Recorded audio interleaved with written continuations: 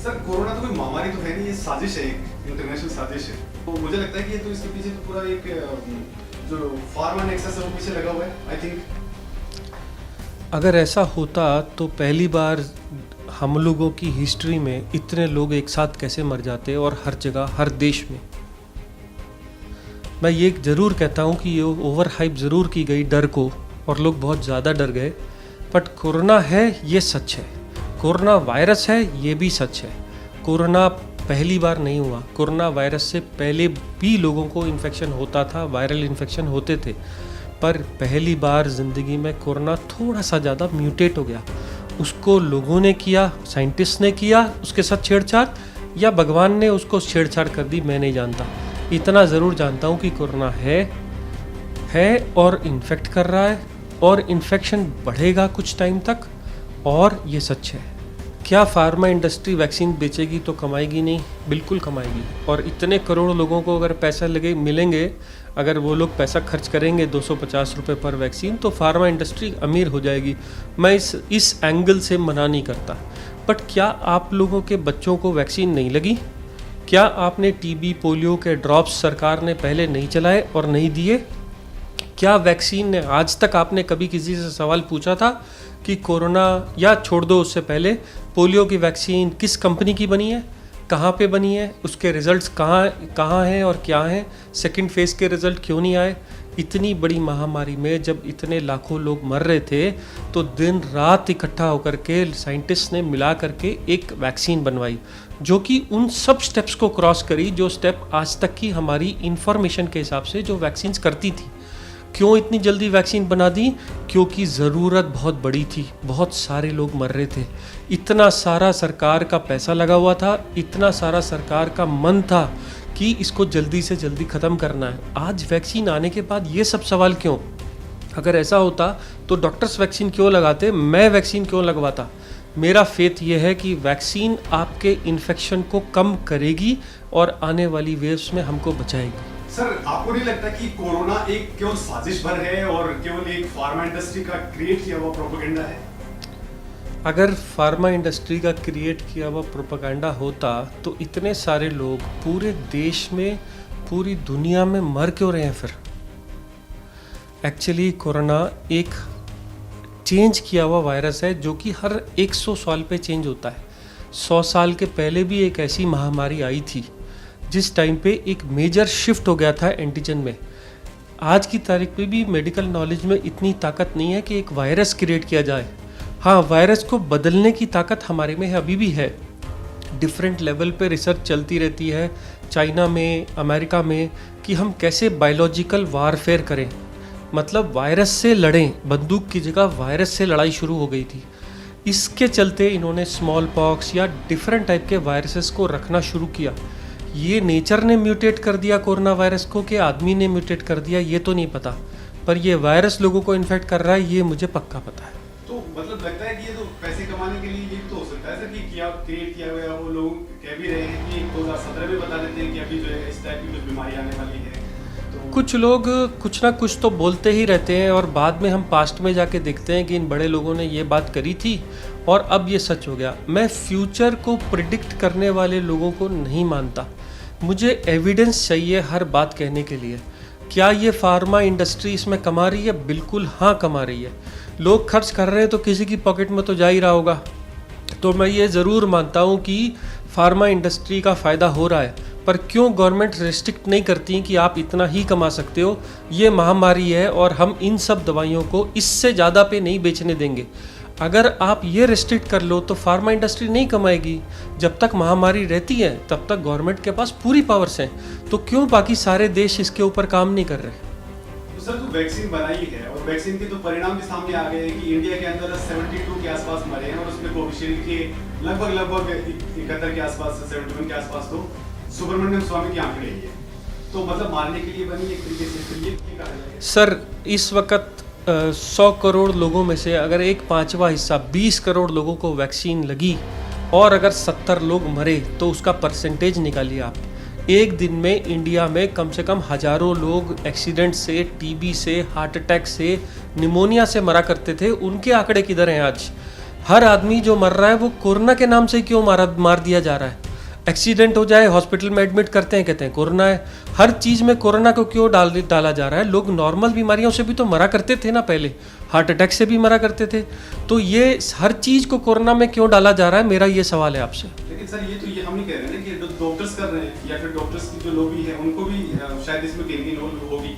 ये तो आपकी प्रॉब्लम है सर। जी, अगर मान लो एक इतना पैंडमिक फैला हुआ है, एयर के अंदर वायरस फैला हुआ है, अगर हार्ट अटैक का पेशेंट आता है और इतने इन्फेक्टेड एनवायरनमेंट में रहता है, उसे एक दिन में कोरोना पकड़ लेता है। इसीलिए तो साइंटिस्ट ने इतना मेहनत करके वैक्सीन बनाई और आप लोगों के लिए लगवाई। अब लोग खुद वैक्सीन से भी डर जा रहे हैं। जैसे वैक्सीन की बात अगर हम करते हैं तो सर आप किस आधार पर कहेंगे वैक्सीन कैसे बचा पा रही है? सर वैक्सीन क्या आज पहली बार लोग लगवा रहे हैं?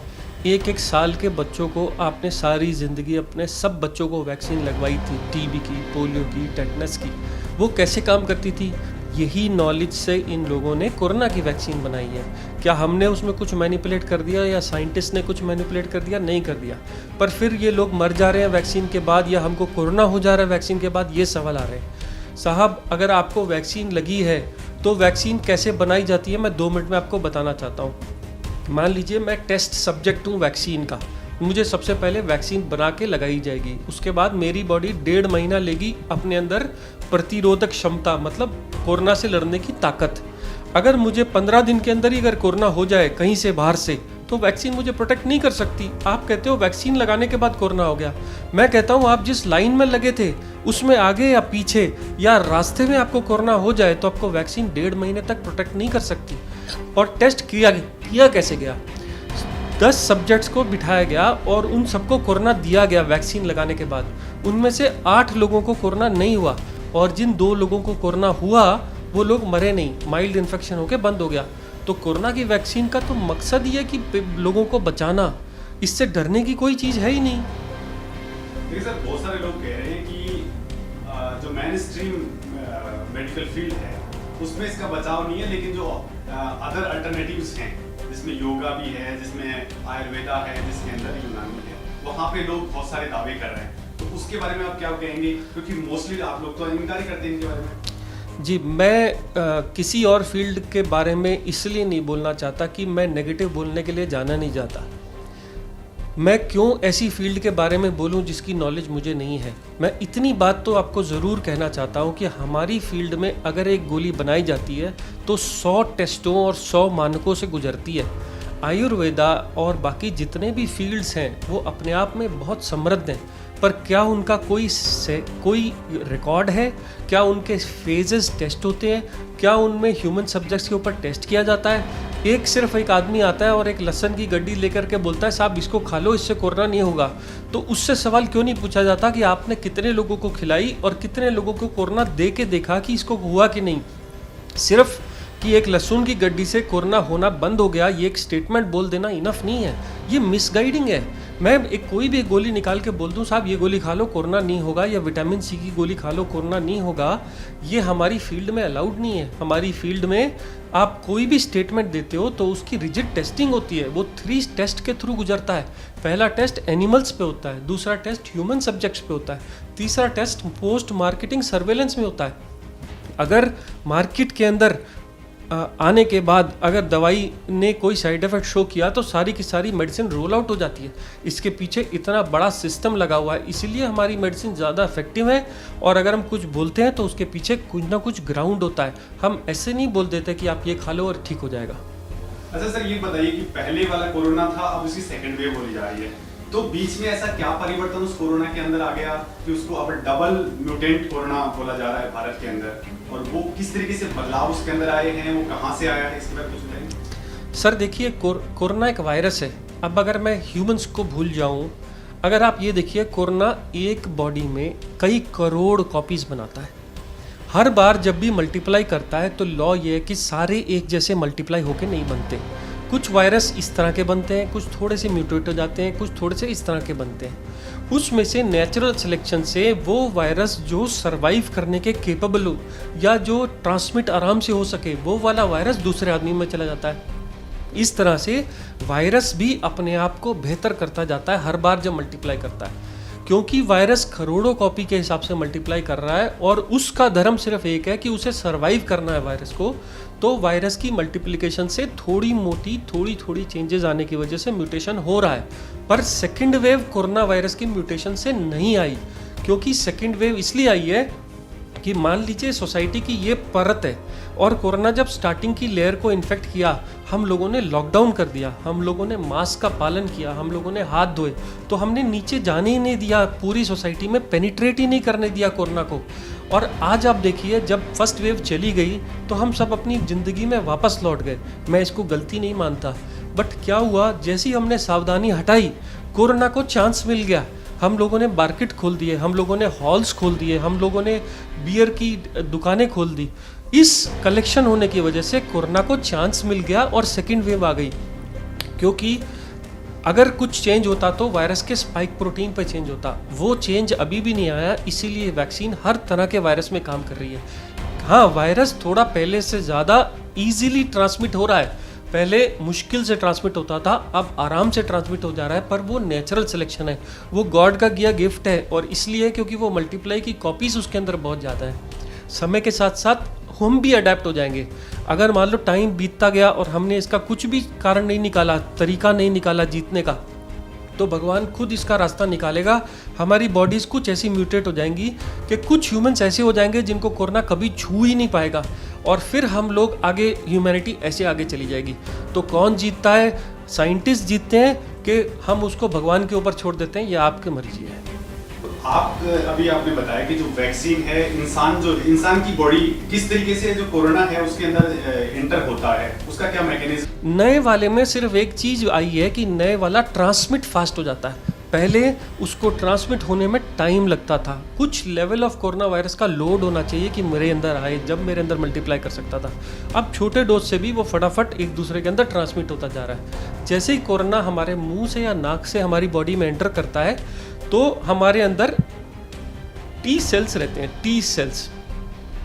ये एक ऐसी तरह की इम्यूनिटी होती है, उसके पास दो तरह की इंफॉर्मेशन होती है, एक होती है पास्ट और एक होती है प्रेजेंट। अगर हमारी कभी भी पास्ट जनरेशन में, हमारे बुजुर्गों में या हमारी जीन्स में कभी भी कोरोना आया होता तो टी सेल्स को पहले ही पता होता है इससे कैसे लड़ना है। क्योंकि कोरोना बिल्कुल नया है, इसलिए उसकी हेल्प करने के लिए एक हेल्पर टी सेल आता है जो उस कोरोना को एनगल्फ करके उसके एंटीजेंस को आइडेंटिफाई करता है। तब हमारी बॉडी में एंटीबॉडीज बनती हैं। प्रॉब्लम क्या है, इस एंटीबॉडी बनने में हमको 2 वीक का समय लग जाता है, और कोरोना इलनेस सिर्फ 2 हफ्ते की है। वो उतनी देर के अंदर अंदर हमारे लंग्स को इन्फेक्ट कर देता है और लंग्स खराब कर देता है और नॉन रिपेयरेबल हो जाता है, इसीलिए कुछ लोग मर जाते हैं। इवेंचुअली इम्यूनिटी सब में बन जाएगी, 99% ह्यूमंस में ये इम्यूनिटी आ जाएगी, टी सेल सबको पहचान जाएंगे। पर इससे पहले कि हम लोग 1% लोग अगर मर जाएं वर्ल्ड के, तो वो बहुत बड़ा नंबर है। 100 करोड़ में 1 करोड़ लोग अगर मर जाएं, नंबर बहुत छोटा दिखता है, पर हमारे को ये 1 करोड़ लोगों को संभालने के लिए जगह नहीं है। इसीलिए इससे पहले कि इम्यूनिटी बने और नेचुरल सिलेक्शन से हम बचें, हम अपने लिए कुछ कर लें, जैसे सोशल डिस्टेंसिंग या वैक्सीन।